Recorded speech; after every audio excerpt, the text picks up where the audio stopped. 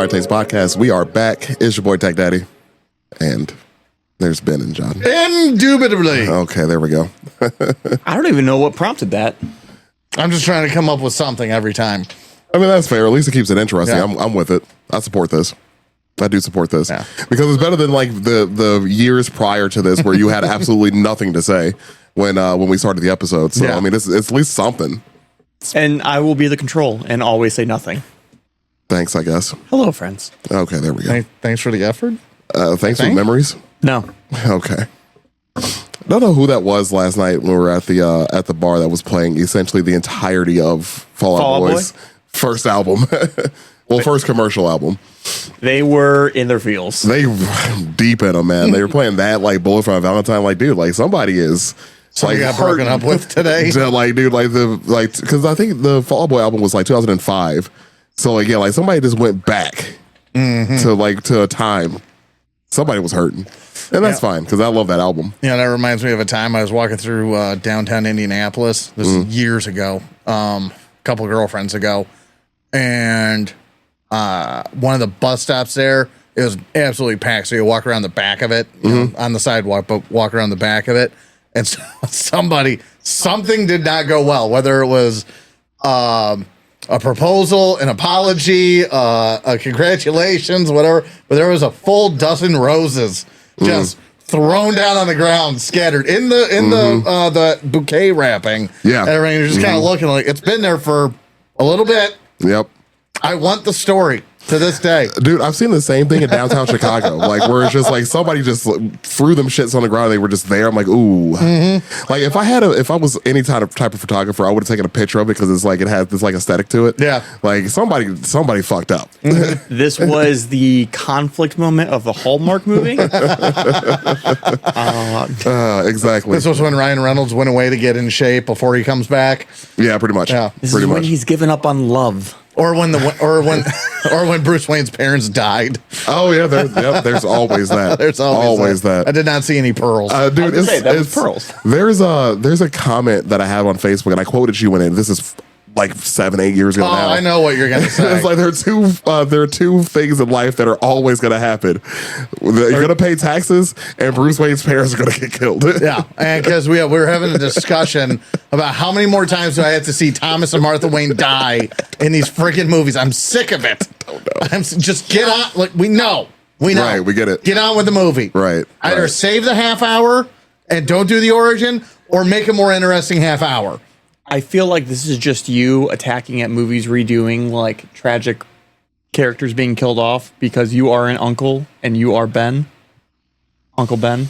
I'm aware. I've made the comment myself. I think you're just... I'm not a bitch ass pacifist like the Marvel Uncle Ben. So anyways, welcome to Acquired Taste Podcast. If you are...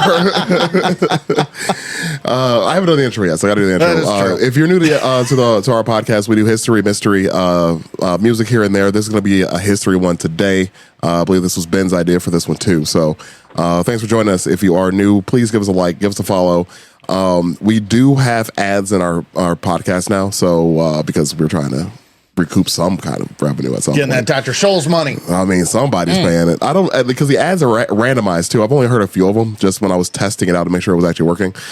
So yeah, there's going to be 2 ads in the beginning of the video, or the audio. I'm sorry, it's not in the video. So for YouTube, they don't put ads in it yet because we haven't hit that many. Gotcha. That much They don't give a fuck about us. Not yet. But on Spotify, though, so if you're just listening to us like Spotify, Apple, Amazon, wherever you're listening to us at, you're going to hear 2 ads in the beginning, 1 at the end. So that's new. But, again, this isn't necessarily cheap to run. It looks like it's cheap. Yeah, you would think... It feels cheap. You would think based off the number of podcasts that exist that they just give this shit away. Not true. They do not. Yeah, not every jackass can just go and get a mic. I mean, you can. Oh, they can. For money. We did it. Oh, 100%. Oh, well, I'm glad that we've never been one of those podcasts that do the bullshit like, oh, well, here's our opinion on women, or like here's our opinion on dating, or all that bullshit. Like we avoided that trap at least. Well, yeah. And we just do like so far. Yeah, we don't do a current event. Yeah, we don't really touch current events. Yeah. But so if you are new, we appreciate giving us a listen to. Inspired by current events. Yeah, sometimes. Sometimes. So yeah. Again, if you're new, we appreciate giving us a listen to. Stick with us. We do a little bit of banter at the beginning of every episode, kind of gets us warmed up, and then we get into the topic. If you are a returning listener, thanks for sticking with us all these years. We've had a lot of new listeners lately, so if you are new, make sure you're following us. Make sure you're rating us wherever you're listening to us at too. That really does help us out, and leave us comments as well. Because I do read the comments. I have some of the ones from Spotify pulled up because it's been a while since I've actually gone through the comment section. I want to read this one off, but I feel like DJ and B need to be here because it was about something we asked about. If we were D&D characters, what would our class be? Oh, okay. Yeah, they should be here because I won't really be able to react to that. Right. So yeah, I'm gonna save that one. No disrespect, just wasn't my jam. Oh yeah, no, of course, yeah, whatever. Oh no, I meant for the listeners. Oh yeah, sure. Yeah, I'm not. I don't really give a shit, but I will disrespect that man until the cows come home, and not that he'll know when the cows come home. He might hear them. He might. Anyways, my dog sees better than him. She's blind, people. Yep. Sad puppy dog noises. She runs into walls less frequently than DJ. Which dog of yours is blind? Allie. Really? You didn't know that yet? I never noticed that. She's diabetic, and she's got the beatus. She's got the beatus. We say that like she's very fat. Like she's not. No? She's not. She just has diabetes. Well, that's just with humans. I mean, you can be in pretty good shape and still have diabetes. Or Wilford Brimley. That's true. You can be in shape or Wilford Brimley. That's a setting also. It's true. It's true. So, yeah. Yeah, I didn't know that she was blind, though. She seemed mostly fine. I mean, she didn't really move much. She's mostly fine, other than the eyes. and the medicine. And the sugars. And the insulin level. She gets around just fine. Every once in a while, we find out where the walls are. Well, I've only met your dog like twice. So, I just never. She's fantastic. Oh, yeah, it's good dog. Hey, we all have those days, and she just has those days more. Boom. There it is. So, if you're a returning listener, we appreciate the support through all these years. Again, we have a lot of new listeners now, so make sure you're following us on social media. I've been posting there a lot more than I used to. Just trying to keep that going. And also, again, make sure that you're following us on everything that you're listening to us on, and then give us some ratings, give us some follows. It really does help us out. And honestly, I think that's part of the reason why we're starting to get more listeners is because the audience has grown. Like, it's starting to spread again, which is great. So thank you if you are a new listener. Thank you for the support that you've been giving us too.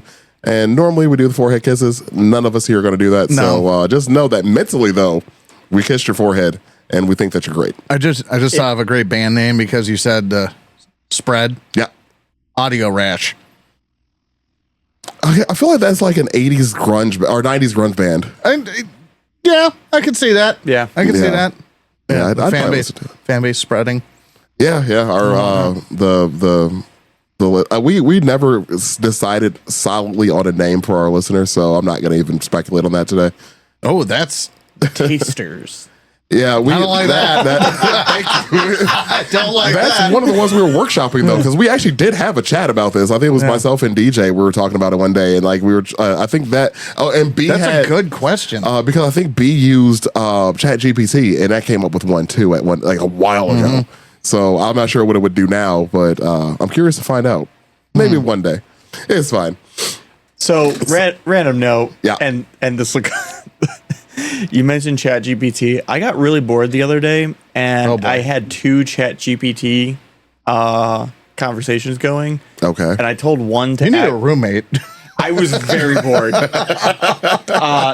Start dating again or something. And man. so you can come over sometime, John. I'll hang out with you. On the one, I told it to switch the roles and to act like I was a Chat GPT, and so it would ask a prompt, and I would just copy and paste it into the other one, and I kept doing this.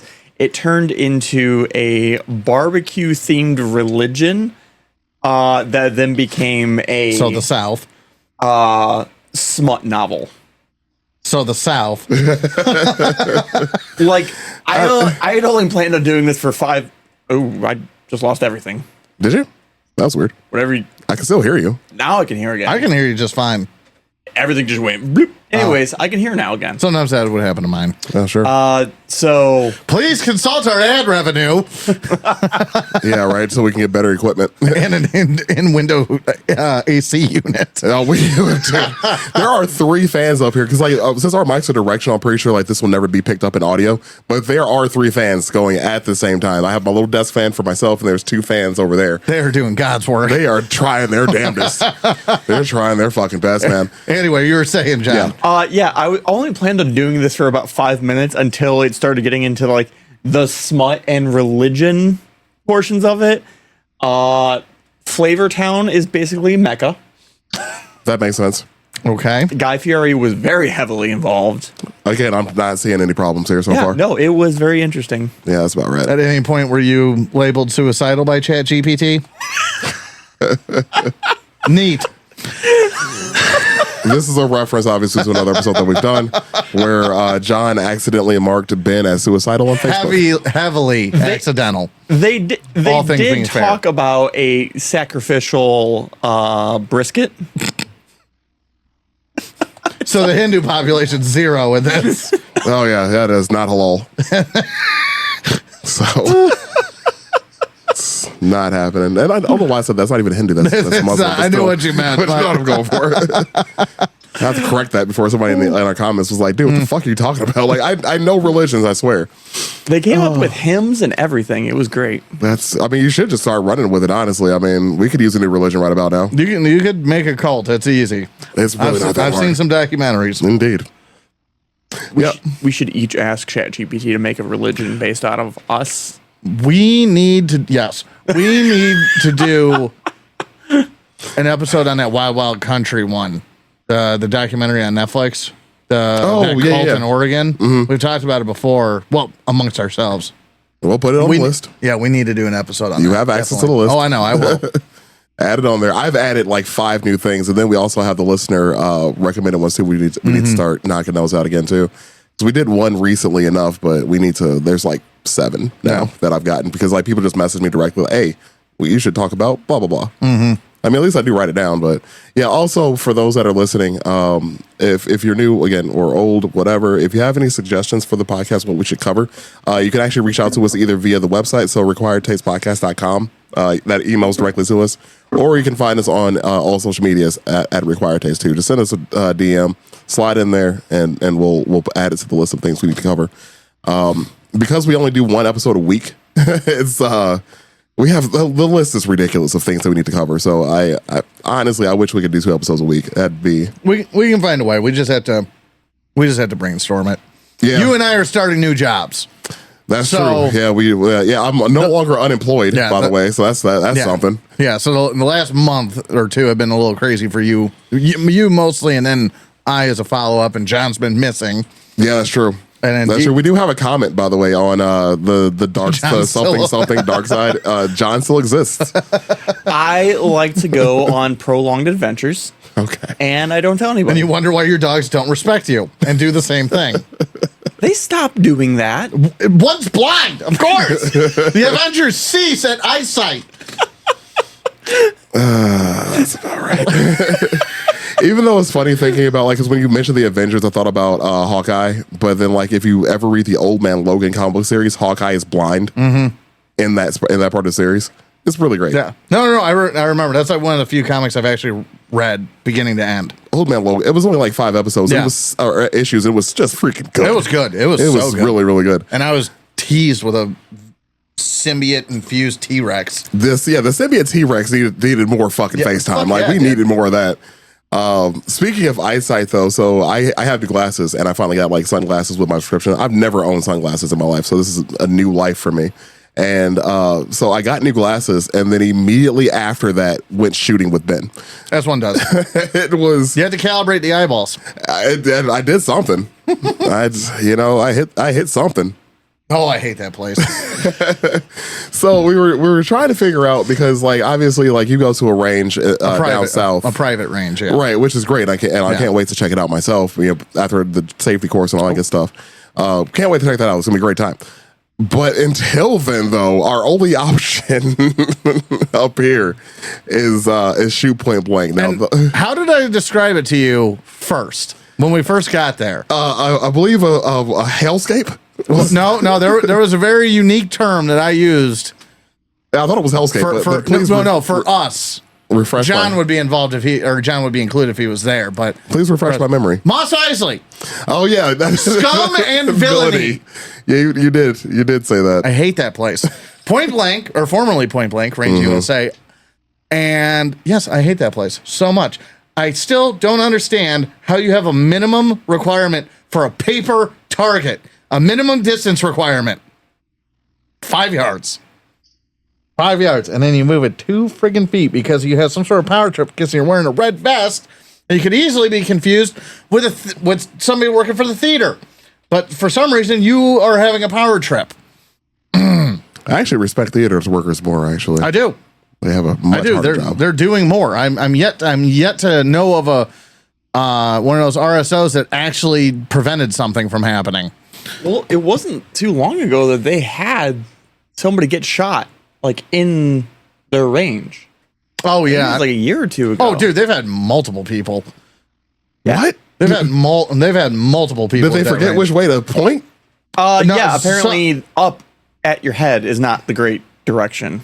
Yeah, that's dumb. Was that the intentional one? No. Okay, because I forget if they had an intentional. You had to remember, there's a ton. What did Luke Skywalker do with the lightsaber? Scum and villainy. That's fair. Immediately at the head. That's fair. Yeah. For those that never noticed it, go back and watch episode 4. Luke looks directly down the barrel of a lightsaber when he gets it. Is handed a weapon and points it at his head. Yeah. It could have been a real short movie. It was such a short movie. I distinctly remember being handed a gun the first time, and I knew not to do that. Like, yeah, the business end. Yeah, like I knew not to do that. Side note: I would have loved that for that to happen, and then like Yoda shows up as a Force ghost and just be like, "Really? You're lucky there's another." Like Obi-Wan, the fuck? You've been watching this kid for how many years? You get involved for 3 minutes and dead. Go find a sister. What are you doing? Oh my lord! Range USA is such an annoying place. Well, and that's what's really unfortunate. Is like there's only that, and then there's the other range and Debs. Yeah, let's talk about that. The downstairs proctologist, where you sit on top of a range, an active range, and your ass is waiting to meet God. And I'll never forget the first time I was there. And everything, I'm sitting and like I can tell the range is underneath me, but I can't tell like the orientation of it. I just hear the it's actually pretty good. That's sound wise, that was pretty accurate. Yeah, and from below you, but you can't tell, northeast, southwest, and everything. And then me being the the compass reader that I am, you go down these stairs that definitely need to be inspected, and go around the corner and everything. And I'm thinking to myself, well, I turned 180 degrees, and that puts the seats there. And John, the bullets are impacting there, but my ass was up there. Gonna get real comfortable down there. And as I explained to Aaron at the range, an eighth of an inch of movement at the muzzle translates to 4 inches of movement and 25 yards. It doesn't take a whole lot to have, a high-speed colonic happen. Well, so they do with lumber. They do take the precaution down there of flashing the lights. Because I'm getting there. They keep the paper at least 5 feet away, 5 yards, obviously. Away obviously. So that prevents bullets from going up.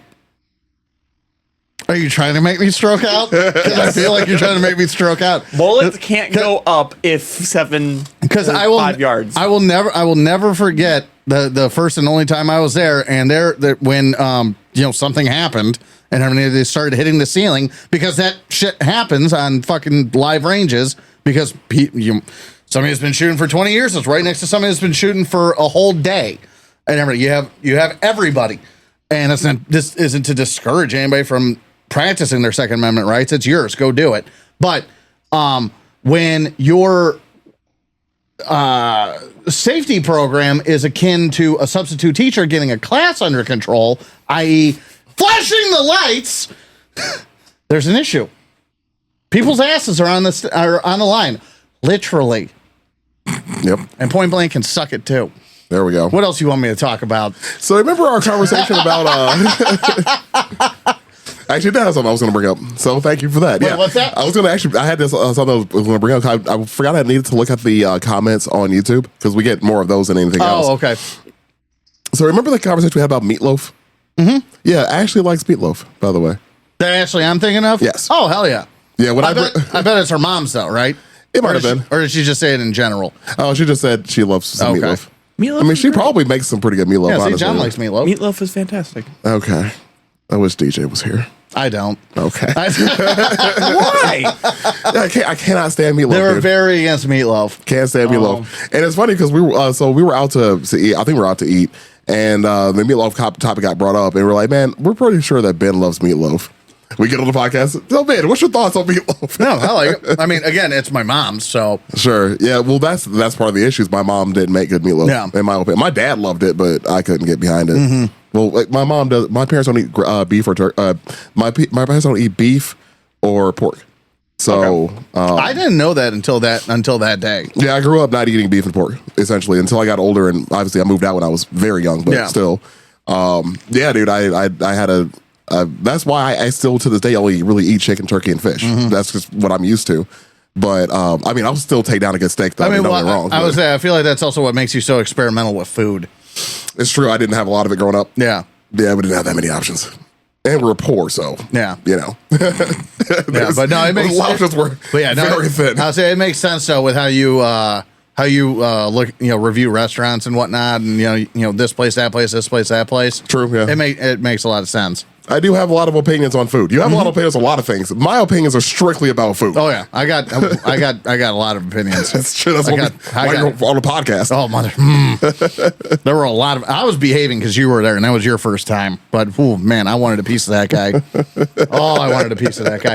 And So, yeah, like, there's I know I shot too fast for his liking because I looked over my shoulder when I was taking the mag out or switching mags and everything. I looked over my shoulder for no reason other than I could just tell I was being looked at. That mammalian sense that you have that you're being watched, that we all have, Yep. and it was triggering in my limbic system and everything. The caveman brain was going off, and I look at that son of a bitch smirking at me. I know he's going to say something. I was wrong, but I knew he was going to say something about how fast I was shooting. He wanted to. He was scared. Cowards. So as I'm putting rounds down range, in between the shots, I just hear this grumbling in the background of Ben. So pow, then these son of a pow, Ben, these motherfuckers. Just the entire time, it was quite the experience. I was okay. I was keeping it to myself until he came over and tapped me on the shoulder and moved the paper target 2 feet to make for their 5-yard minimum rule on a paper target. You could have killed somebody. I could have. I could have. I promise you, I could have. But these are the risks you take when shooting paper targets. Obviously, Jackass. Within 5 yards. within As soon as that red vest goes on, just all common sense just leaves them and just they start John Wayning. You can see it in their fucking stance and they're walking. Oh my god, I hate them. Hate them so much. I had a rifle competition I shot at, and there was this person there that was talking mad shit. Not necessarily shit, but they were like, I'm an influencer, and I was like... I would say that's mad shit. dude. If they you were like- ever hear somebody start off a conversation with "I'm an influencer," They're like, They're not. I have a Pro 2A Instagram, and I'm just like, yep, cool. can't you just get one of those by paying for it? No, Second Amendment. Oh, I'm sorry. 2A. I'm sorry. Yeah, it's just the Yeah. the fast. Oh, way. I see what you're saying. I understand It's that. just a fast way of saying it. I get it. During the stress shoot, Oh boy. big old goose egg did not hit a goddamn thing, and I didn't care how I did. I was so happy. I was like, I could have gotten one, and I would be happy right now. Yeah, if you ever hear somebody start off the conversation with "I'm an influencer," I just immediately just start zoning out whatever the fuck's going to come after that. It can't be anything good. Usually I'm a blank because if you're just introducing yourself based on what you do. Yeah, what you are and not what who you are. what you are, that kind of thing. Like you start with a name usually. Yeah, you're shit at whatever it is. I don't care if it's shooting, right? Real estate or anything. Yeah, usually I start off with my name. It's usually how normal people introduce themselves. Just me. I start off with, I'm better than you.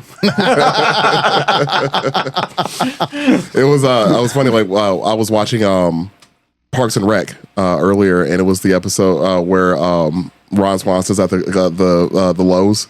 I was kind of happy about it because I know more than you.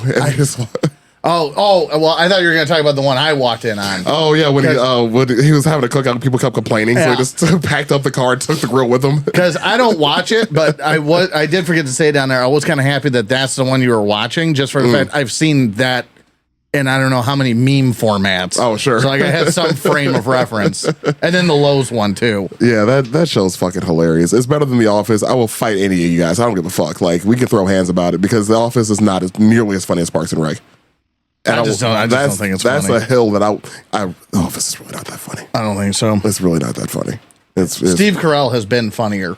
Oh yeah, I enjoy him as an actor. Yeah, I think he's a fantastic actor. But yeah, let's hear it, John. Let's hear it. I like The Office. You would. I think it's pretty funny. We can throw hands outside. I'm not saying.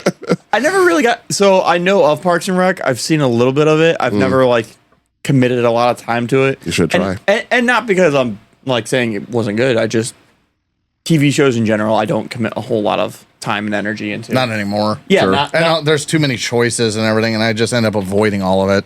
I just end up on PlayStation. Mm-hmm. Honestly, yeah, I just like I was telling Aaron, I honestly just kind of I think subconsciously, but avoid the TV shows that are work based, like the camera following you around kind of stuff and everything, where it's just like, why are we doing this? It's very much an American thing that I'm just not signing in or signing on to. I ask myself that question every day. Why are we doing this? Why are we doing this? It's a great question. Was that the first or second time you vomited today? You were asking that. Oh man! All right, so we should probably get on to the topic because we are 27 minutes into the episode. Woo! And yeah, we have. Hey, it's going to be a short episode, anyways, but still. We talk a little bit we say 20-ish minutes. I used to say 15, but 15 whatever. to 20. Whatever. Yeah. Anyways, Ben, you want to lead us off? Yeah, sure. I guess this is going great. You know what? Just call the episode. Yeah, fuck it. You got a half hour out of us. It's hot up here, anyways. It's fine. Fucking is. Send help. Don't send the guy in the vest, though. Yeah, we're talking. You gotta have your computer 5 yards standoff distance. I will shoot the computer. Just a bitch about it. Yeah, we are talking about originally the meeting at Jekyll Island, Georgia, that led to the creation of the Federal Reserve. But as a whole, we're talking about the Federal Reserve's creation and more or less what it did in its early years. So I'm gonna try to handle the pre-Fed financial landscape here. Before 1913, the U.S. operated without a central bank, and it was talked about all the way back at the beginning. Alexander Hamilton was the one kind of spearheading the need for a central bank. Yeah, and they tried twice before the Federal Reserve, right? Yeah. God, the years escape me though. Like as early back as 1806 was at least one of them, and so you had Thomas Jefferson and his faction staunchly against it, and then Hamilton was a Federalist, and yeah, they were the ones for it. They wanted to. This is where it gets interesting because they wanted to mimic England and the Bank of England. Yeah, because as much it gets lost in the translation where it's not that we necessarily hated the English and everything. It was we hated England having their boot on us. There were not agencies, institutions that England had that worked, that the colonists drew direct inspiration from and everything else. But so it wasn't so much that they hated everything about England and wanted to throw the baby out with the bathwater. you just wanted the boot off your neck. Yeah, you threw the tea out with the bathwater. Exactly. And you literally just the whole taxation route representation thing was the biggest problem. Exactly. And I think it, because at least from my perspective, I saw that it literally just came down to that, because like the centralized banking system, it wasn't even England's idea. It started with the Danish. Yeah, I would say it goes as far back as 1604 with the Netherlands. Yeah. If I remember right, 1604. And essentially, England were like, oh, that system works. And so they adopted their own. And then they talked about it in the US, and they were like, England has that. Fuck no. Yeah. Well, half of it. And but also so the Jeffersonian side of things was more of just, again, Hamilton was a Federalist. Jefferson was of the I mean, you could call them anti-Federalist, but it wasn't really a cohesive group. Where they were just anti-centralized power. Yeah. And finances is a way of achieving that that centralized power. So they were against that, the anti-Federalists. Well, one day we're going to get into the Federalist Papers, and I can't wait for that day. Yeah. Well, we were kind of like leading into it. I'm like, are we just going this route? Okay, I mean, it's fine. Well, I mean, it is Independence Day time and everything, and I was supposed to make mention of that, and June just went by, and which is ridiculous. I was unemployed for all of June. I don't remember half of it. Yeah, so there was all sorts of stuff I wanted to do for the podcast leading up to the 4th of July, and that's not happening now, so that's on me. So maybe this episode I think comes out after the 4th anyways. It should. So there's that. It should. So anyway, we'll talk about the Federalist stuff soon, hopefully soon. So all the way back to Hamilton, they were talking about this. The U.S. banking system was highly decentralized, comprising of thousands of small independent banks, fragmented structure combined with a monetary system that lacked elasticity, left the nation uniquely susceptible to recurrent financial crises. Essentially what it kept coming down to is I didn't realize it was happening as frequently as it was. Yeah. Not something we learned in school. Yeah. No. It was essentially of one bank would start to have problems, and so everybody would fucking yank their money out of that one, and that bank would crumble. That's called a run. And then for them. Yeah. For them. And then people in other towns would hear it and think that this is a much larger issue. And so even healthy banks that were doing just fine would get fucking wrecked because of word spreading and because we are chaos. Because humanity has done the same thing for the entirety of its existence. Yeah. And panic. And basically the late after the Civil War and leading up until 1900, it was happening every 6 years or something like that, of just and reset the economic market. So I didn't think about this till just now. But when the hell was the Secret Service even founded? Because that was directly for counterfeiting, and I mean it's somewhere in the Civil War era because Lincoln established it. And everything. Or no. He established it the day he was assassinated. Did he really? I thought it was right before that. No. I think he established it the day he was assassinated because they weren't protecting the president yet. The army was. Right. The army was. And it was a single soldier that was with him at Fort Cedar when he died. Yeah, he was assassinated before. Was it? Lincoln was assassinated April 15th of 1865. The Secret Service was founded July 5th of 1865. Maybe they were about to sign over the protection duties then. Maybe that's what I'm thinking of. Should have signed it faster. No, that's what I'm saying. Because there was something related to them that was within a 24-hour period. Sure. There's some sort of irony about Lincoln's assassination and the Secret Service. But either way. But it was the same year, so you're probably onto it. Yeah, but either way, not the point. The point being, there wasn't a serious concerted effort even. Well, let's call it a standardized effort until the Civil War for counterfeiting. Yeah. Or just after the Civil War, really. And everything. So to your point, that's all I was trying to get at. Continue.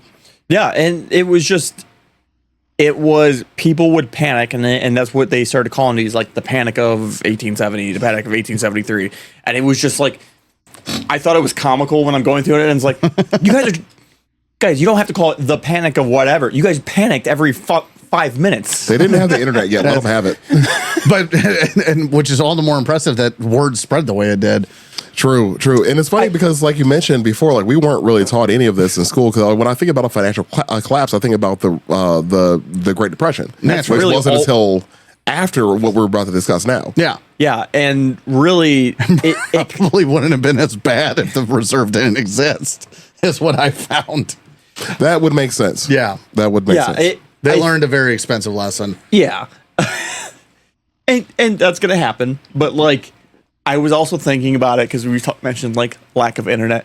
I wonder how many of these panics, like the ones that happened like years later, were just the result of information eventually getting to that point and then fucking blowing up again. I see what you mean. Like it gets to the other part of the country against itself. Yeah, it's like some bank in California collapses because some shit happened in New York like 5 years before that.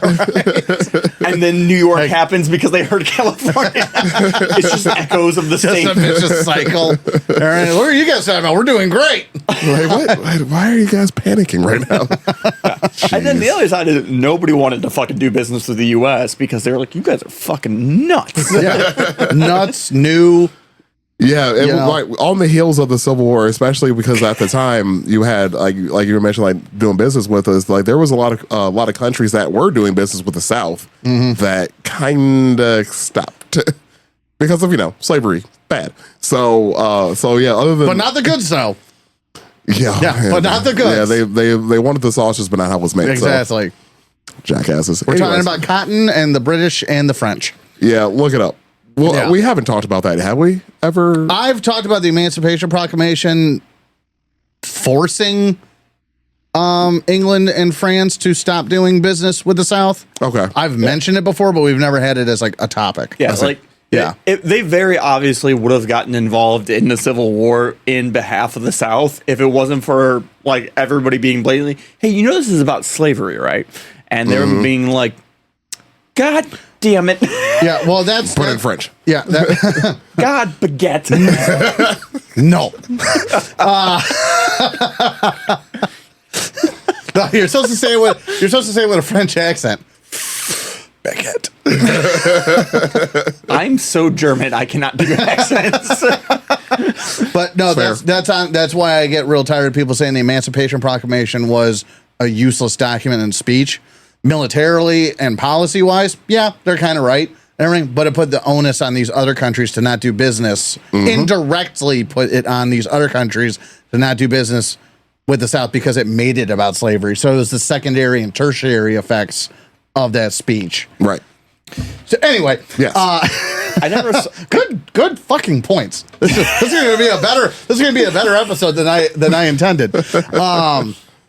Yeah, so the money, again, we're still pre-Fed, so pre-1913. The money supply, primarily tied to gold and national banknotes, could not readily expand or contract in response to fluctuating economic needs. That we would liken this to the interest rate going up and down and all the stuff that the Reserve controls, or the Fed controls today. The rigidity caused significant seasonal fluctuations in New York City's money markets, leading to cash shortages, interest rate spikes, especially during the autumn harvest season. The ability to adjust the money supply amplified financial distress, transforming localized issues into broader systemic crises. Without an official lender of last resort, which is what the Fed is supposed to be, the financial system repeatedly relied on powerful private financiers, most notably J.P. Morgan, to intervene and stabilize markets. These interventions, while often effective, were ad hoc, discretionary, and lacked public oversight. And also, you get to, not talking bad about J.P. Morgan necessarily, but in a worse parallel dimension, you get to just help out who you want. Yeah. Rather than, not saying that fucking government isn't corrupt, but at least it's fucking written down, and you might find out about it 20 years later, but you'll find out about it. Sure. Yeah, it was, corruption was still happening. It's just, it was happening at much more local levels, and it was harder to really do anything about it. if some rich guy came in, fucking bought out the bank, and he could do whatever he wanted with it, and there was nobody to hold his feet to the fire or to say, like, hey, you're breaking XYZ law. It's impossible to not think of Scrooge McDuck. Oh, honestly, the entire time. Like, you can think about, whenever I think about JP Morgan, I think about Scrooge McDuck, which is fine. Yeah, it's fine. But and actually in reference to that too, and I'm not sure if you guys have ever watched the show. I'm sure you guys have. But that's twice now, John. What's going on over First was his, now it's mine. I'm glad I'm sitting over here, so I'm not being attacked. First the wasp, now this. What you want? We'll fight. Again, backyard's open. 5 yards. So let's do a podcast duel. They have wax bullets for this, for modern day dueling. Fair enough. Okay, then yes. It's actually a sport. Then yes. Yeah. Let's do podcast dueling. Yeah, let us know if you guys want us to do this. We'll film it in my backyard. It'll be great. Leave us a comment about it. This is how one of us dies. It's going to happen. Yeah, I'm not doing that. So anyway, with a handicap. So in reference to this, like just to illustrate JP Morgan's power of the time, there's that show, The Men Who Built America. I love that show. It's a fantastic haven't watched show. it in a long time. It's good stuff. Love that show. It was wonderful. It's like a mockumentary, I guess, because it's like the documentary of these people. It's a docudrama. Docudrama. That's the word I'm looking for. So yeah, it's on. I think it's on Hulu still. Last time I checked. Pretty sure it's on Hulu still. But is History owned by Disney now? Dude, I don't know, man. Disney owns everything. It might be. That might have been a Fox production.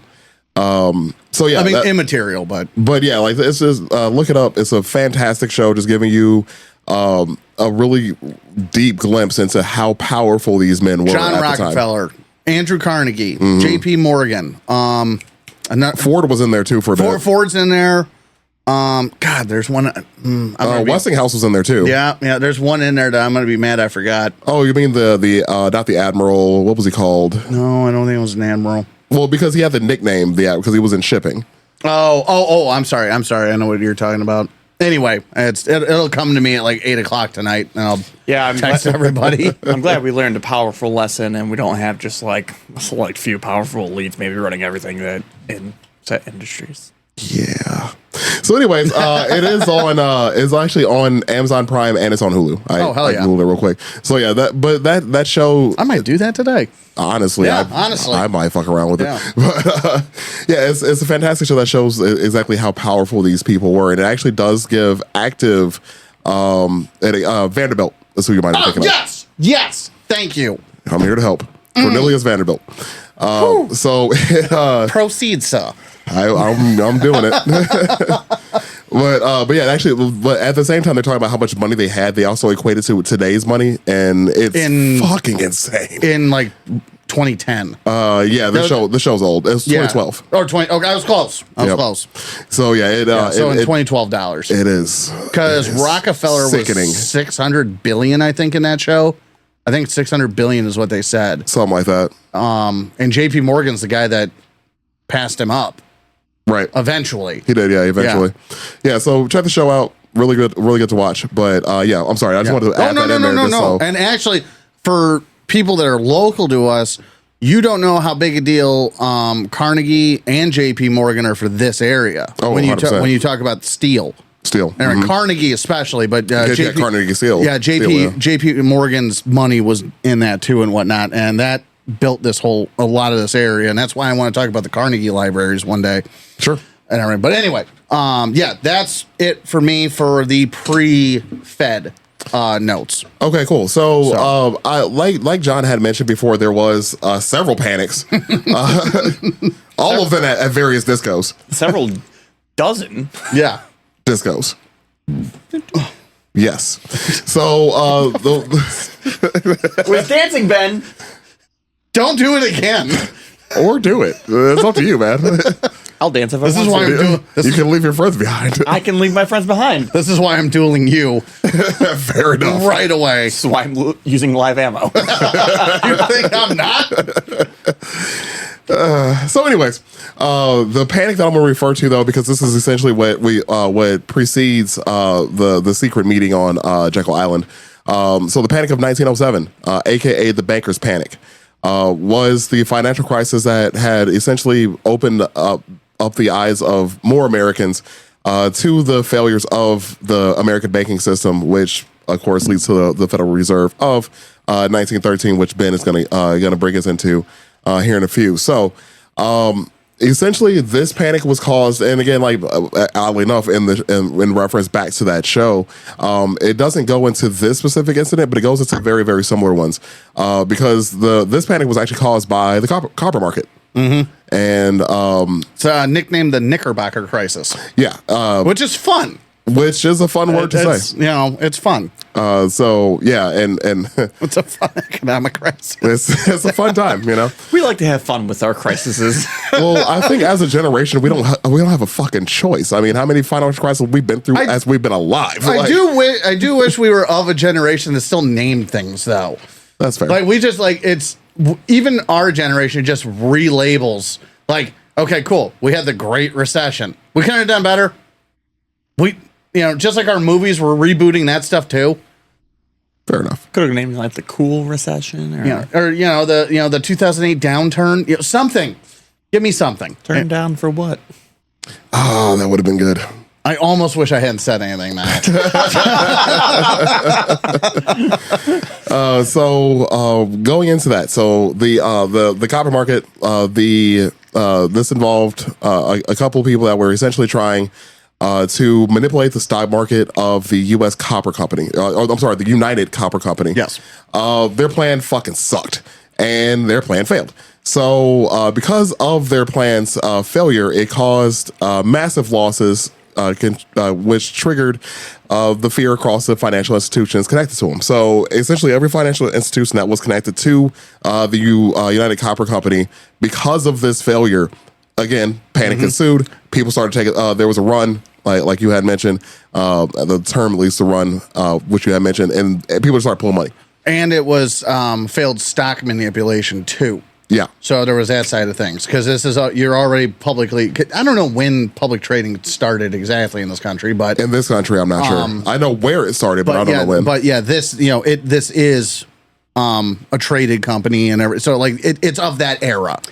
So it's tied into other things. It's affecting other things. Blah blah blah. I will say I like the idea that someone can fail just so epically. That it just causes a massive economic national crisis. I'm like, neat. How old were you for Enron? Was he even born yet? I don't even know what you're talking about. Are you serious? Yeah. Oh my God, that hurts.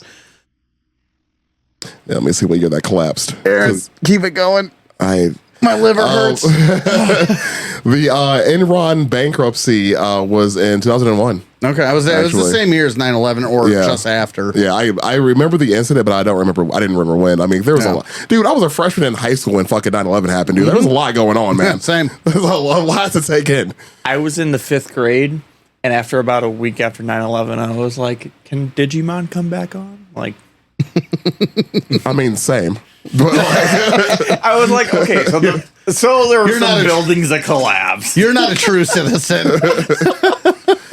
I did love me some Digimon. Though. Digimon fucked. I have I still actually have the little pocket monster you connect the two together and they'll fight. Oh, where's my sign? It's fine. It's fine. The shop I buy all my models from, like the models that I build and shit, that's up in Michigan. They actually sell those little the pocket fighters for like $10. Next time I go, I'll buy you one. I would appreciate that. I got you, dude. So yeah, back to this financial crisis and the collapse, and it was a dude named Hines and Morse who tried to again manipulate the stock market, and even like I mentioned before, that TV show Men Who Built America, there is actually a stock manipulation in that for I think Vanderbilt. Vanderbilt was trying to buy a company that kept making new stocks. To essentially inflate the market while he was still trying to buy out the company. He couldn't buy it because there were too many. I know what you're talking about. Yeah, it's been a while. I know what you're talking about. You're gonna go home, put on your one pair of shorts, and watch the show, aren't you? I damn it, I am. Hell yeah! Order a pizza, man. Make a day of it. Well, new job. I start later.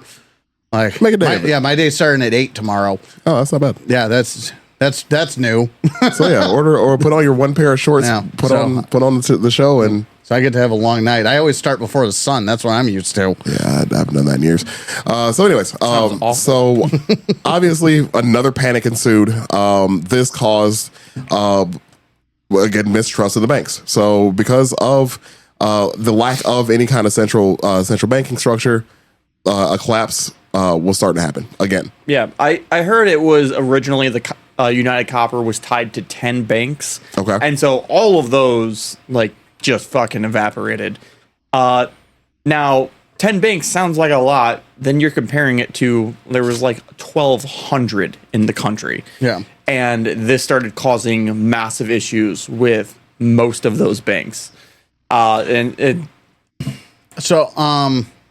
likening it to 2008, what I kept seeing was that people calling it like this was like their Lehman moment, Lehman, however you're supposed to pronounce that, but Lehman Brothers. Yeah, we're like likening it to that for those of us that remember 08, 09. Side note, speaking of that, the movie The Big Short, because we were talking about. I have never seen that. Neither have I. It's fucking good. Because we were talking about what's his face from The Office. Steve Carell. Yeah, Steve Carell. He's in it. He does fantastic. Right on. And I love it. And it explains the. Oh, you know what? I've seen clips of it. Yeah, I know what you're talking. I did not know that was that movie. And it explains the crisis and basically just people were lying about like bonds and whatnot, and it was creating a situation to where people guaranteed to collapse the market. Again, one of those fun things of like, if I'm the one that's doing it, I'm like, neat, I caused the national crisis. Yeah, we had national crisis. I decided to go back to college that year. It was a whole thing, man. A lot was going on in my life back then. So yeah, again, then I was in high school. You can leave through the window. I'm not opening it. So It's hot out there. It's hot in here. It is. We need to hurry this shit up, man. I'm starting to fucking perspire. Anyways, so yeah, again, like you said, there was this caused a run within the New York trust companies. The Knickerbocker Trust Company was one of them that was affected, which I think you were starting to mention, Ben, because you like the word Knickerbocker. I get it. It's a fun word. It sounds very positive. Yeah, It makes Knickerbocker. For some reason. I don't know. Makes me think of shoes too for some reason. I don't know why. Sure. So, like I mentioned before, lack of centralized banking to essentially bail them out. Cobbling. That's why. Yeah. Okay. That's why it's making me think of shoes. No. Okay. Cobbler. Sure. Proceed, sir.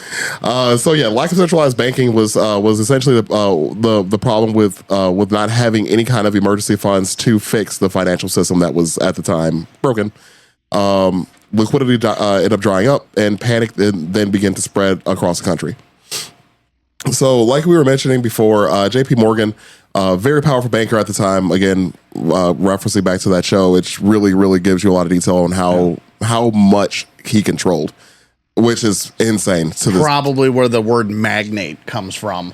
Honestly, it's easy to look at this and be like, "Man, thank God we have that billionaire there who could solve this crisis." Because there was no U.S. government to step in and bail these banks out. It was J.P. Morgan. They 1,000% did this for self-interest. Yeah. It was, if this continued to happen, if we did not take the scissors and cut the thread here, then this would continue on, and you would get a Great Depression style thing where these billionaires would now maybe become some millionaires, and that's gross. Yeah, the problem back then too is like talking about how much money he had. I mean, they were able to buy elections.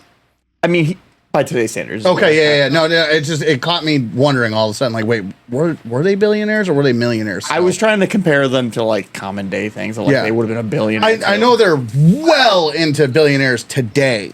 Yeah, but I think they're millionaires. I mean, not nitpicking. It just made me. No, it made me curious about the facts. For reference of that, so J.P. Morgan at his estimated net worth at the time of his death, so 1913, was $68.3 million. $68 million. 0.3 billion. Yep. Wow. Which is equivalent now to 1.39 billion. Damn. So he was a billionaire, like you said. Like he would be equivalent to a billionaire now. Because I knew they were now, and that just made me think like don't when a remember house cost you $5. And that was 9 years of your salary. Yeah. Yeah. Which Take your is hat off, son. That's a dollar bill. jeez. I just was curious. I knew Vanderbilt had more money. So Vanderbilt was 105 million at the time of his death in 1877, which is 3.1 bill today. Jeez. Yeah. The Commodore was his nickname. That's what I was trying to remember. Oh, okay. Okay. Yeah. So, back to it though. So, It's all coming back. again, JP Morgan, a lot of fucking money. He did step in, as mentioned, to bail them out. So what he did was he ended up actually coordinating with all these bankers to inject money into their trusts and to their companies. He worked with the U.S. Treasury Department to backstop the system and prevent an entire collapse of the banking industry. He also American hero. so in so many words, yes. But he also idolize them. Yeah, you don't wear hats about them. But anyways, so You got something you want to say, John? Eat the rich. Continue.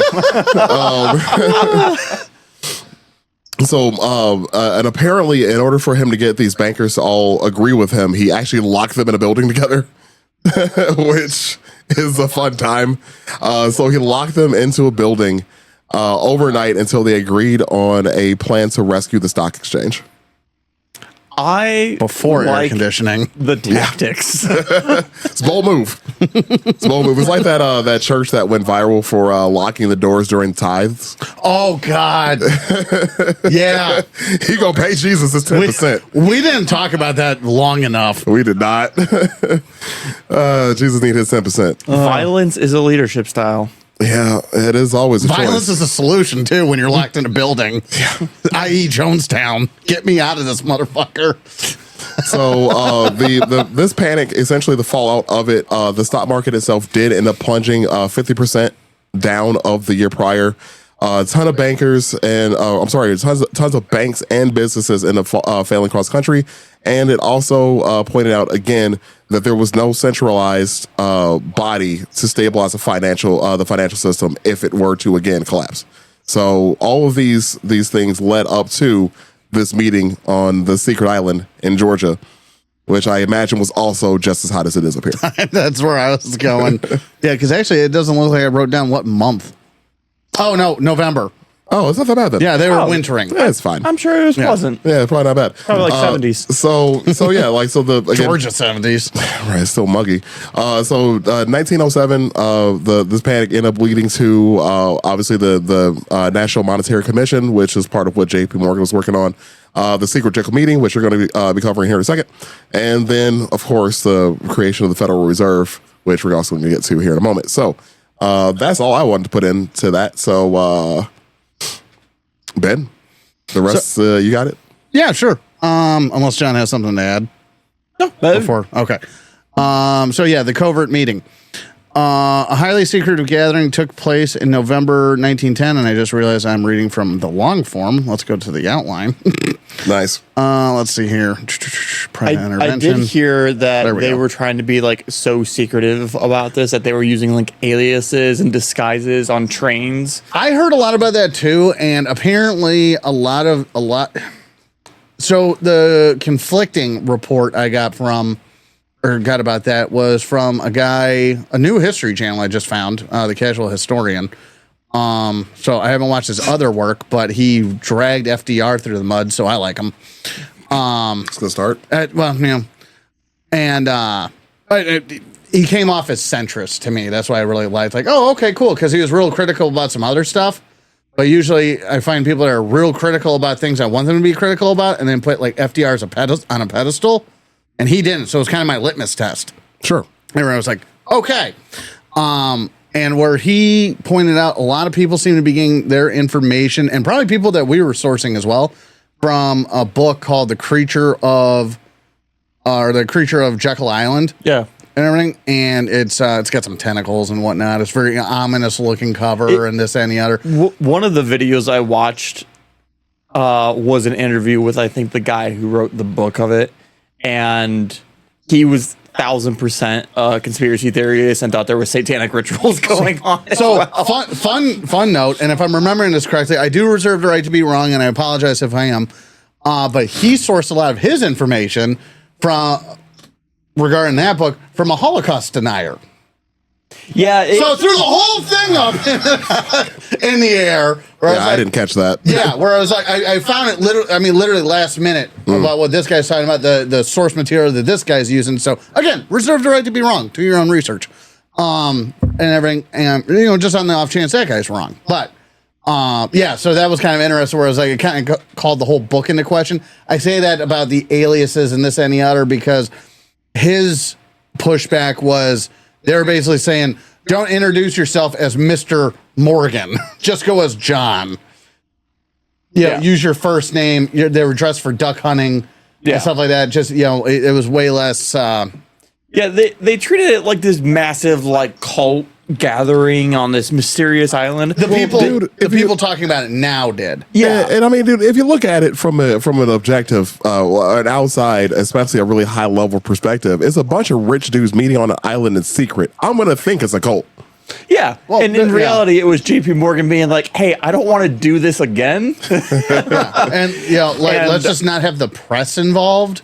Yeah, kind of stuff. It comes off as a lot more basic than it was being perceived. So I want to learn more about that book now after the video I watched. I think it was more along the lines because I don't even it wasn't like Congress told them to meet, and I think they wanted to meet without the press, without the pressure, and just be like, we're a bunch of rich dudes. How can we make a system that doesn't implode again? And because that's the other thing is sacrificing briskets.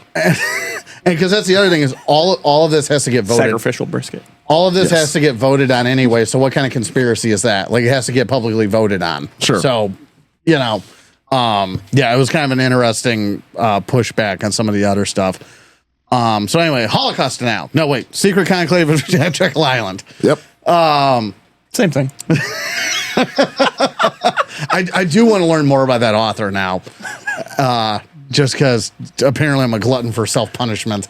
We should do an episode on just really batshit crazy conspiracy theories, like Holocaust denial, bad takes. Yeah. The moon landing was fake. Holocaust didn't have all those. The Earth is flat. The classics. If we do a flat Earth one, you're not getting me out of here under 6 hours. Okay. I'll just leave. I also have a lot to say about the flat earthers. I will just hit record and walk out. It's just gonna be me and Ben screaming. I'm just gonna go and do something else with my day. Screaming in agreement for once. I'm gonna go to the beach or something. I'm down the street at the beach. It's fine. The blueprint for a central bank. Panic in 1907 clearly exposed the critical absence of a central authority capable of providing an elastic currency, quote unquote, and acting as a true lender of last resort. Private interventions like Morgan's underscored the unsustainability of relying on individual financiers for systemic stability. This convinced a new generation of financial leaders that a central bank was essential. Covert meeting itself, highly secretive, quote unquote. Gathering took place November 1910 at the Jekyll Island Club, a secluded resort off the coast of Georgia that J.P. Morgan owned. The true purpose of this meeting was closely guarded, with participants not publicly acknowledging it until the 1930s. The extreme secrecy was a calculated political maneuver, as any plan associated with Wall Street or a, quote, money trust, end quote, would face immediate rejection. Forbes famously described it as the, quote, strangest, most secretive expedition in the history of American finance, end quote. So stuff like that. Yeah, but I think it perpetuated it. Any meeting of finance people is fucking weird because finance people are weird. No, right. But if you read the headline and then the headline propagates itself for 70 years, and then this Holocaust denier that's a really easy sell picks it up and writes a book about it. I'm sorry. Inspires a guy who's in easy sell and then writes a book about it. It's like hearing about the salacious meeting at the library. They're probably talking about Harry Potter or some shit. We don't use the word salacious enough anymore. That's true. But again, though, like this, like looking at some of the guest list that was here, though, we had a senator. I got all of them by name. Oh yeah, Senator Nelson Aldrich, Paul Warburg of Kuhn Loeb and Company. You got Frank Vanderlip, National City Bank, aka Citibank. So they turned the Citibank that we know now. That I did not know. Yep. You got Henry P. Davidson, J.P. Morgan and Company, which obviously J.P. Morgan Chase is what it became eventually. We got Charles D. Norton, who was from the First National Bank of New York, which aren't they just First National? I could be wrong about that. I should have looked into that one too, but that's on me. Yeah, I couldn't tell you.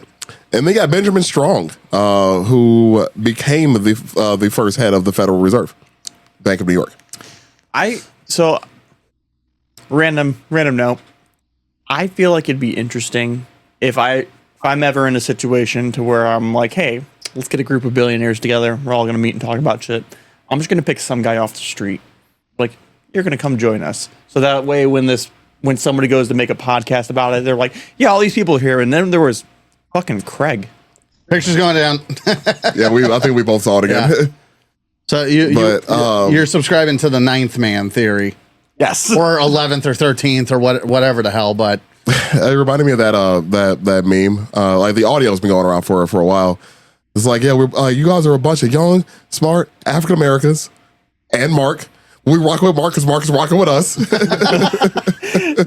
Just hey, you're gonna give the peasant view exactly for this meeting. Also, last time there was a bunch of billionaires on the island. That dude unalived himself in jail. So, anyways. Allegedly. Are you saying Epstein was just the Craig of the group? He was a financier. So anyways. he was a financier that was bad at economics. Anywho. Yeah, we're going to move on past that, but yes. Anywho. Carry on, Ben. The Aldrich plan.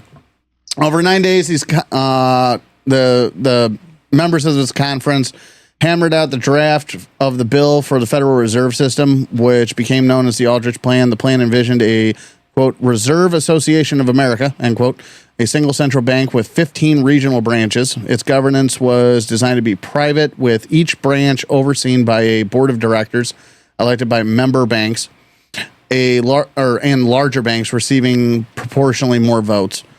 The proposed functions directly aimed at addressing systemic weaknesses, holding reserves of member banks, centralizing liquidity, issuing an elastic currency based on commercial assets, facilitating the rediscounting of commercial paper for banking institutions, managing the transfer of balances between branches and streamlining check clearing, serving as a fiscal agent for the federal government, empowering the national body to set discount rates and buy or sell securities to influence market liquidity.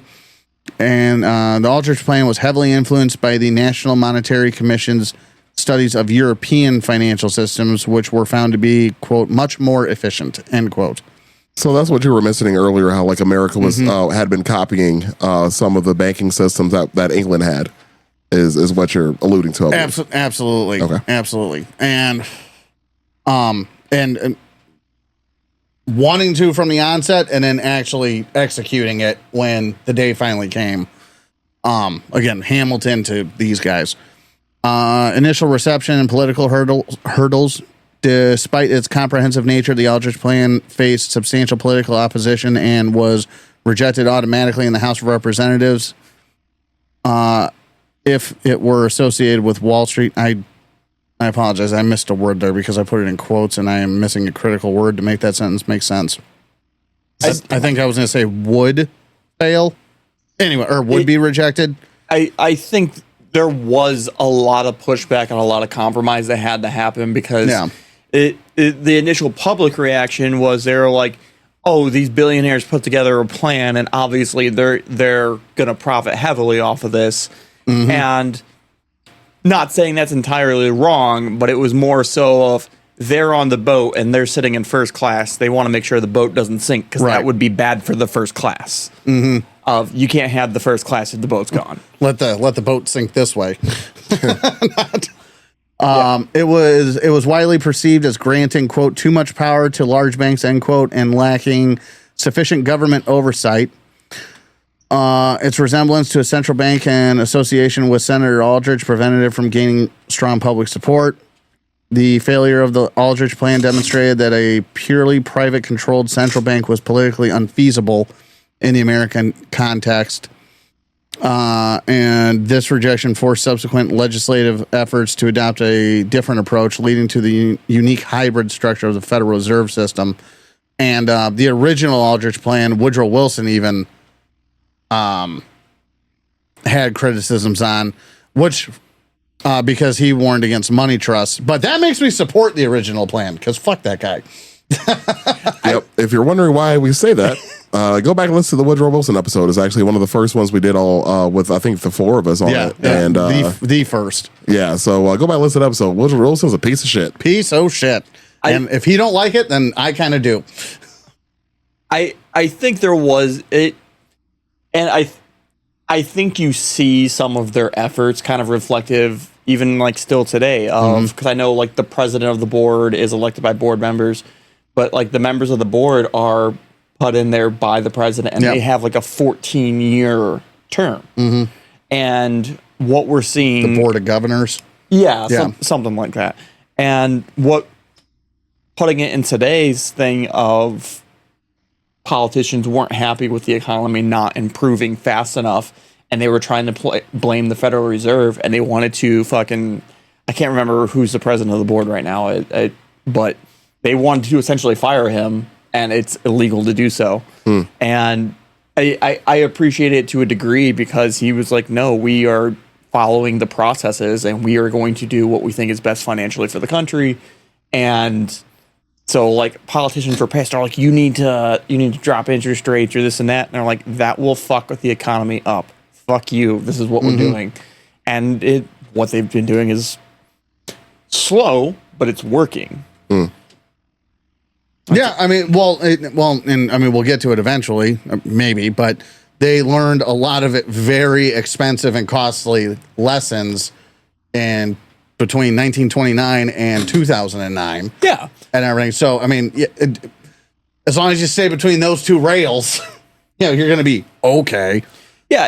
And I mean, any system is going to have issues. There's going to be an initial design. You're going to build the unsinkable ship, and then it's going to hit an iceberg and fucking sink immediately. There's things to be learned as you're building these things. As long as you're making those learnings and adjusting, you have to make a system that's adaptable and fluid. I'm smiling because the Federal Reserve is tied to a Titanic conspiracy, and it's so easily debunked, but it's fucking hilarious too. That's the one with the fake ship, and they use it for an insurance claim? No, that's different. No. This one, although I think they do get tied in sometimes, depending on who you talk to. Because if I remember right, J.P. Morgan had a ticket and on the Titanic, and he didn't go, but some people did, and I guess they were. The story goes that they were opposed to central banking, and then they died. Oh, I see. And everything. But I think if you dig a little bit, like most of them didn't have public opinions on it or something like that. It's funny. It's really easy to make up opinions and thought pieces of people who died 100 years ago. Yeah. Before the internet. Speaking of which, did you see that there's a Titanic simulator coming out? Yes, I did. Fuck yes. Yeah. And if you go into the comment section on any Facebook post about it, there's these bleeding hearts on there saying that, it's heartless and whatnot to make a game based off of the Titanic sinking. Like, do yourself a favor and don't look into World War II. Yeah, if I was like, stay off the internet at that point. My favorite part about that was like they said like and this was never official, so this is obviously not if it is in the game, I'd laugh my ass off. But they said the difficulty instead of there being like a difficulty level, it's just like the harder levels are you start off just lower in the ship as a peasant. Money class. It's economic. Yep. Do you want to be Jack or Rose? Yeah, pretty much. Yeah, it's just like the South Park game, the Fractured Butthole. Like they made it. If you play as a black character, they made the game actually harder. You think they're gonna have a nude Rose in the game? You're gonna be able to buy a bigger door. Nice. Nice. Level up your door. Creation. Yep. 1913. Well, the creation will be 1913. So interim measures and commission findings. In 1908, Congress passed the Aldrich-Vreeland Act as a stoppage measure. This was to inject liquidity during future crises, authorizing emergency currency issuance backed by non-U.S. bonds. The act also established the National Monetary Commission, chaired by Senator Nelson Aldrich, to study U.S. banking laws and European systems. Over 3 years, the commission produced 30 detailed reports discovering how much more efficient quote unquote, but how much more efficient the European financial system appeared to be in providing elastic currency. The commission's final report proposed a National Reserve Association, largely mirroring the Aldrich plan, but it failed to gain public support due to its perceived resemblance to a central bank and association with Aldrich, which is a good point or a good time to bring up. We call it the Federal Reserve instead of a bunch of different things to basically not call it a central bank. Yeah. Yeah, it was just a name of trickery. It is a bank. Yeah, it was it was putting the pill in the cheese for your dog. Yeah. Essentially, it was the verbal equivalent or the vocabulary equivalent of that. Sure. Legislative journeys and key players. The Democratic Party's sweeping victory in the 1912 elections, controlling the White House and Congress, provided the essential political will to reform. President Woodrow Wilson, yes, that one, made banking reform a top priority of his new freedom domestic agenda, committing to establishing economic stability and wresting control from private hands. The final legislation was primarily shaped by Congressman Carter Glass, advocating for a regionally decentralized system, and Senator Robert L. Owen, pushing for greater government control. Paul Warburg, who we mentioned earlier, played a vital advisory role, providing technical expertise to Glass, Owen, and Wilson's advisors. I'm sure Wilson listened to so much of it. I fucking hate that man. Intense debates.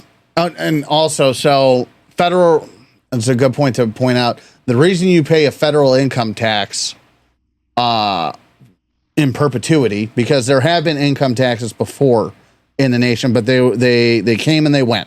So times of war, times of strife, times of this, times of that, they came and went. You know, the U.S. generally, historically, always taxed goods, maybe the actual services, but not the income of somebody, this and the other. Woodrow Wilson, in this time frame, he is the reason, and this is the reason you have a federal income tax to pay. And then the states would pay the federal taxes as well. Your income would go to the state. Anyway, before I get on that, let's see here. The act established a unique hybrid structure to balance central authority with regional autonomy and public oversight with private participation, directly addressing political opposition and fears of a, again, quote, money trust. Board of Governors, this is the structure. A central governing board in Washington, D.C., whose members are appointed by the president and confirmed by the Senate, providing crucial public oversight and designed to be independent from direct political influence. And actually, it just dawns on me, too, I think Woodrow Wilson's the reason we stopped electing, we stopped electing senators the way that we used to up until him. I think. If it wasn't him, it was FDR. It happened in this era. I think you're right. Yeah. Wilson's a son of a bitch. Anyway. Again, go back and listen to that episode. 12 regional Federal Reserve banks, decentralized regional reserve banks, each serving a specific geographic district. All nationally chartered banks were required to become members and purchase capital stock in their local reserve bank, integrating private banking interests. So, yeah, once a bank is a certain size, it is required to buy shares in the Federal Reserve. Federal Open Market Committee, later established by the 1933 Banking Act. It oversees the Federal Reserve's open market operations and is the primary monetary policy-making body. Primary objectives and the primary objectives are direct response to the 1907 panics. 1907 panics vulnerabilities were, man, it is fucking hot up here. I'm tripping over my tongue. To provide an and to provide for the establishment of Federal Reserve banks to furnish an elastic currency. What? Just Aaron being like, Yep. yeah, it hot. Yeah, wrap it up, B. Achieved through the Federal Reserve note and mechanisms allowing the money supply to expand and contract, mitigating seasonal liquidity spikes, which is essentially a fancy way of saying there's more money out there or there's less money out there. So, they pull in, they put out, or print. Well, the Treasury prints, but they tell the Treasury to print. Ben puts out.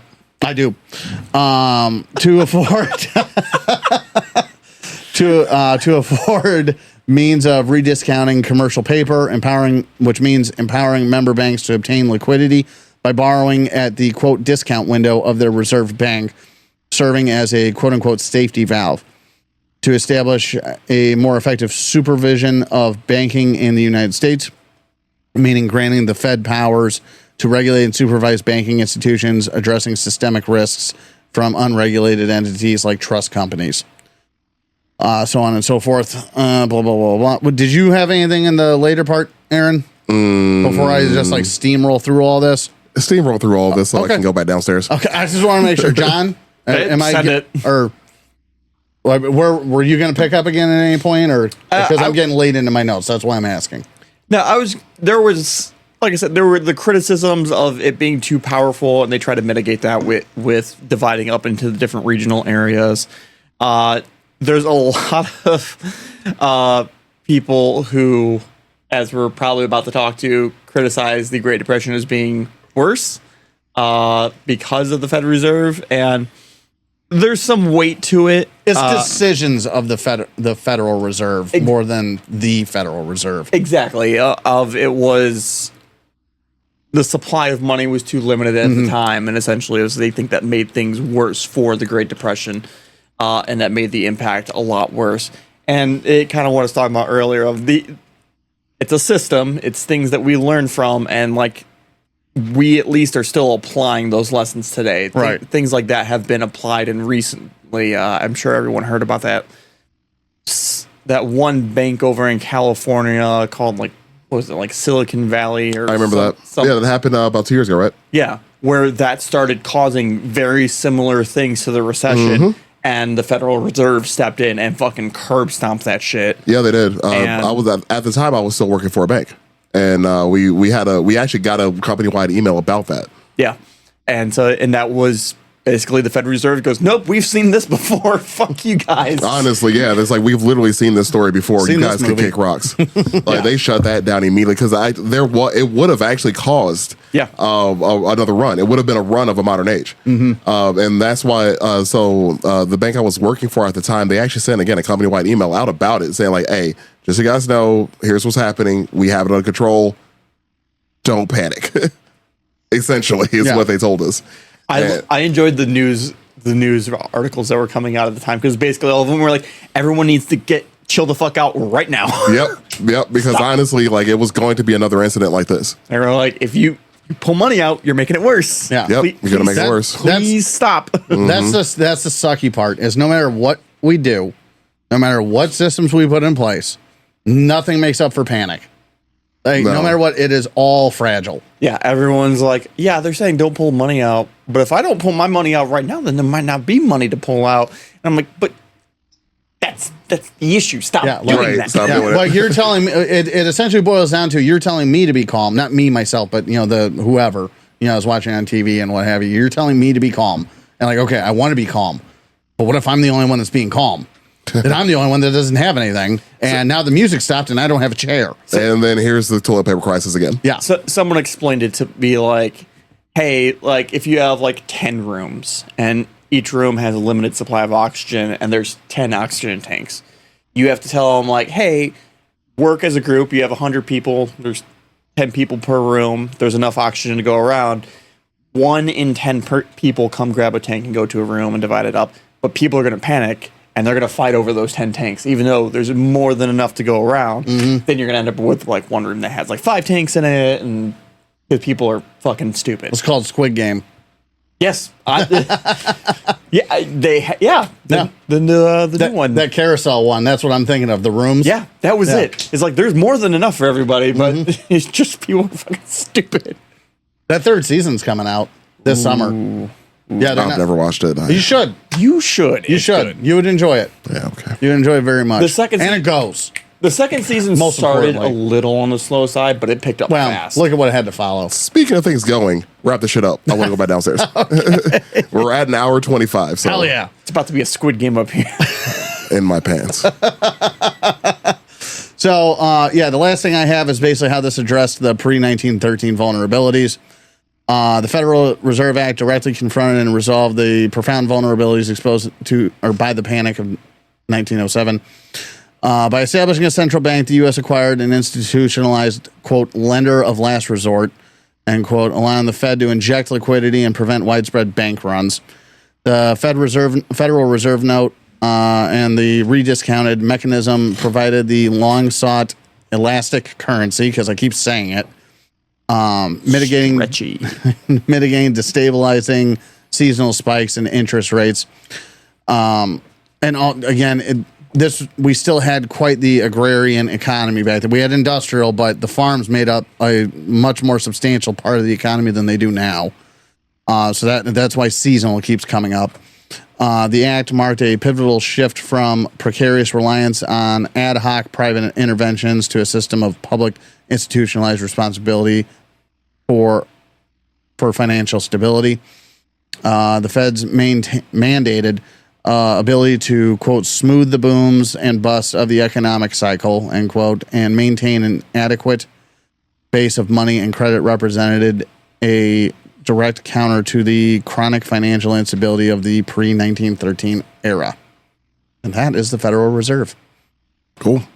There were a handful of small conspiracy theories, like Fed is privately owned, and while its members are banks that are privately owned, it is a mixture of banks that are all in the same room. And I think their profits, it's like 80% of the profits go into the treasury rather than back to the banks. So it actually goes back to the government. They don't just print money out of thin air. It's a whole discussion between Congress and the Federal Reserve. They did not cause all wars for secret balls of making money. They might. Oh my God, the anti-Semitism. Yes. And all of this. You can't look up anything money related. No. No, you can't. Without just, and it's some just anti-Jewish freaking rabbit hole. I'm going to learn about the Fed today. Oh my God. It's real bad. It's fucking bad. I take my notes sometimes and run it through ChatGPT to be like, hey, organize these in better thought into better groups. That's what I do, flow same better. Thing. And that's why mine look like book reports now. And then I ask it, I'm like, what else am I missing? And it goes, well, there's conspiracy theories. I was like, no. It's, oh my God. It would be funny. I mean, it is funny, but it would be funnier if it wasn't so predictable. I guess is what I'm saying. All right, I'm gonna wrap this bad boy up. Hell yeah, because I'm hot. Is what. All right, so if you guys have made it this far in the episode, we appreciate you sticking around. Like I said before the beginning, we do have ads now, so there's probably gonna be one after this. Like I said, there's I think 2 that start off the video, so or the audio. So again, we appreciate all the support. We had to do this to start actually recouping some funds, and we want an air conditioner. Yeah, we need an air conditioner, the required taste air conditioner. Required air conditioner. Indeed. So tasty Freon. Yes. So if you made it this far in the episode, we appreciate it. Please, like I said before, give us a like and follow. Give us a rating wherever you're listening to us at. Send us some suggestions on what you'd like to hear us do next. Check out our website, requiredtastepodcast.com. There's merch on there as well, so check that out. We're going to be doing a photo shoot soon, so keep an eye out for that. Also, that pigeon needs a freaking name. So send us your suggestions for the pigeon name. We're going to do a poll on that soon, so we'll actually have a pigeon name, and we're going to put merch out for the pigeon. So, whoever comes up with the best name that gets voted on does get a free t-shirt. That's part of the deal. Other than that, we do still appreciate all the support, and y'all be cool.